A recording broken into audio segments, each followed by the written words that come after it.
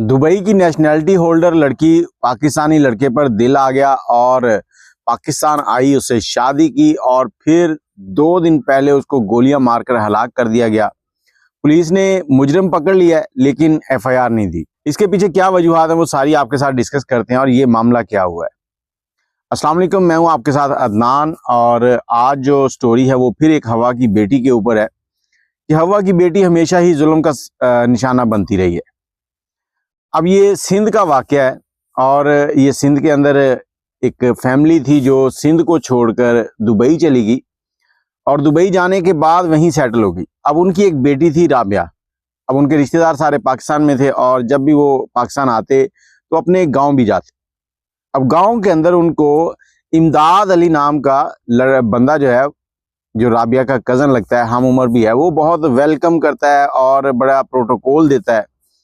अब राबिया और इमदाद जो है, इनका नंबर जो है वो एक्सचेंज हो जाता है आपस में। जब नंबर चेंज होता है तो इनकी आपस में थोड़ी बहुत गपशप लगने लगती है। फिर गपशप से बाद एसएमएस से कॉल आई, कॉल के बाद वीडियो कॉल आई और इन दोनों के दरमियान प्यार मोहब्बत शुरू हो जाता है।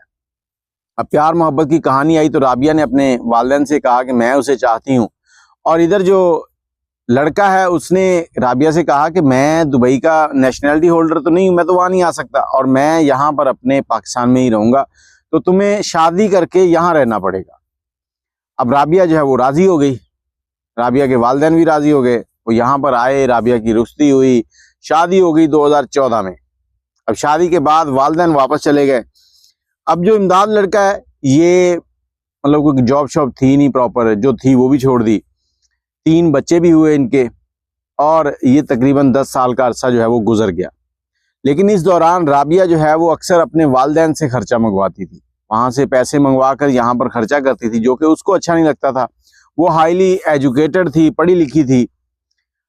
अब ये सारे मामला घर के अंदर चल रहे हैं, बेरोजगारी है, हालात तंग चल रहे हैं, माँ बाप से खर्चा लेके घर को चलाना कितना मुश्किल होता है वो लड़की ही समझ सकती है। अब लड़की ने क्या किया, उसने एक और इम्तिहान देने का सोचा। पाकिस्तान के अंदर उसने एक इम्तिहान दिया जिसके बाद वो लेक्चरार लग गई। अब लेक्चरार वो सखर में लगी। सखर के अंदर 2 महीने उसने काम किया, पढ़ाया लगातार। उसके बाद छुट्टी आई हुई थी घर, और एक शाम उसका शौहर कहता है कि जब मैं बाहर से घर दाखिल हुआ तो कमरे के अंदर उसकी लाश पड़ी थी। अब लाश पड़ी है, उसने फौरन देखा और पुलिस को कॉल की। पुलिस आई है, पुलिस ने सारी जो मामला है उनको देखा, नज़र दौड़ाई और पुलिस जो है वो सवाल जवाब करने लगी इसके शौहर से। अब इसके शौहर से जो सवाल जवाब हुए, उसने पहले कहा कि मुझे नहीं पता था, मैं बाहर था, मैं इधर था उधर था। मतलब जो बातें वो बता रहा है उसके अंदर पुलिस को शक पड़ रहा है, क्योंकि वो रोज मुजरिमों के साथ उनका वास्ता होता है और जो मुजरिम होता है उसके बोलने का अंदाज, बॉडी लैंग्वेज, हर चीज वो बड़े गौर से देखते हैं। अब उनको इस शख्स के ऊपर शक होने लगा। जब उन्होंने थोड़ी सी सख्ती की तो फिर उसने बताया कि इसको मैंने ही कत्ल किया। अब कत्ल क्यों किया है वो इन्वेस्टिगेशन आगे अब होनी है, लेकिन एफआईआर नहीं की पुलिस ने। एफआईआर क्यों नहीं की? पुलिस ने इससे राबिया के वालिदैन का नंबर लिया, उनसे रब्ता किया तो उन्होंने बताया कि हम सऊदीया में हैं, उम्रे की सआदत के लिए आए हैं और हम कोशिश करेंगे कि जल्द से जल्द आपके पास पहुंच जाएं। अब पुलिस इंतज़ार में है कि वो आकर दरख्वास्त दें।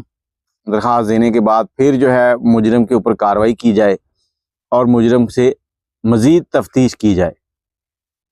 अब यहाँ पर इस शख्स ने उसको क्यों कत्ल कर दिया, जबकि ये उससे मोहब्बत भी करता था। उसने अपना माँ बाप सब कुछ छोड़कर इसको अपना लिया था।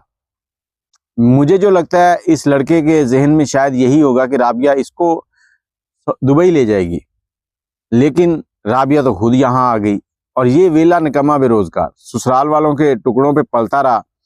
और अब राबिया ने जब जॉब शुरू कर ली तो इसको शायद एहसास कमतरी होने लगा कि ये लड़की होकर नौकरी करेगी, कमा के लाएगी, मैं इसके हाथों से खर्चा लूंगा।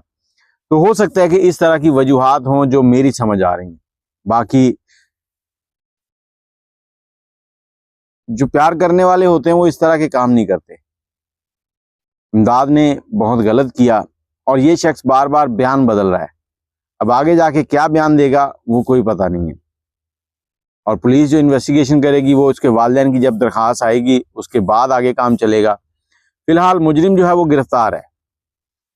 आप अपनी राय कमेंट में ज़रूर लिखिएगा कि इसके पीछे क्या किस्सा हो सकता है। कोई ख़ानदानी दुश्मनी थी? अगर दुश्मनी थी तो 10 साल की शादी चलती रही, उस दौरान उसने कुछ नहीं किया।